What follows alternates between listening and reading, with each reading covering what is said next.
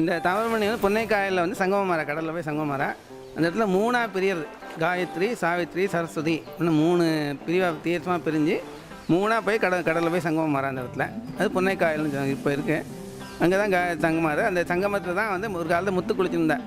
ஆனால் தாமிரபரணினால முத்து வருதுன்னு சொல்லி காளிதாசன், ரகுவம்சன் எல்லா புஸ்தகத்தையும் போட்டிருக்கேன். தாமிரபரணி முக்தாநிதினு பேர். முத்துக்களை உண்டாக்குறது தாமிரபரணி தான். கடலில் முத்துக்கள் தாமிரபரணி சேரணும் முத்து உண்டாருது அப்படின்னு இருக்கு. அந்த இடத்துல தான் முத்து உண்டாயின்னு இருந்தது. ஒரு காலத்தில் முத்து குளிச்சுருந்தாங்க. கொற்கைன்னு முன்னால் பேர் இருந்தது. அந்த இடத்துல இன்னமும் அந்த இப்போ முத்து குளிக்காட்டில் அந்த பேர் இருக்கு, முத்து குளிக்கணும்.